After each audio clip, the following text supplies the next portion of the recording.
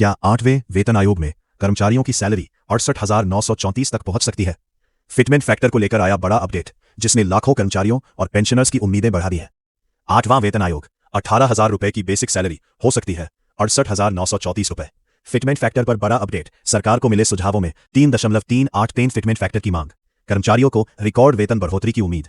देश के लाखों केंद्रीय सरकारी कर्मचारी और पेंशनर्स 8वें वेतन आयोग का बेसब्री से इंतजार कर रहे हैं। इसी बीच एक ऐसा अपडेट सामने आया है जिसने कर्मचारियों की उम्मीदों को नई उड़ान दे दी है। जानकारी के अनुसार 8वें वेतन आयोग के लिए विभिन्न कर्मचारी संगठनों ने सरकार को अपने सुझाव भेजे हैं। सुझाव देने की अंतिम तारीख भी बढ़ाकर 15 जून 2026 कर दी गई है। इससे संकेत मिल रहे हैं कि आयोग के स्तर पर तेजी से काम चल रहा है। सबसे ज्यादा चर्चा फिटमेंट फैक्टर को लेकर हो रही है। यही वो फॉर्मूला है जो तय करेगा कि कर्मचारियों की नई बेसिक सैलरी कितनी होगी।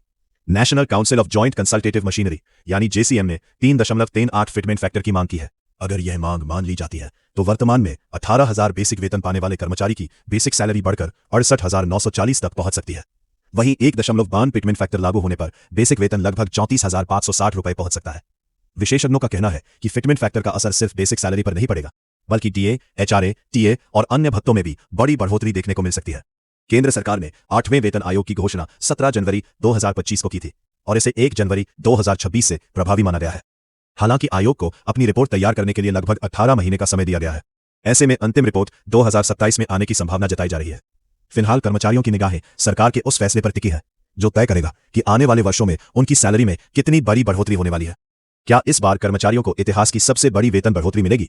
इसका जवाब आने वाले महीनों में साफ हो जाएगा। आपके हिसाब से सरकार कौन सा फिटमेंट फैक्टर लागू करेगी? 1.52, 2.7 या 3.33? अपनी राय कमेंट में जरूर बताएं।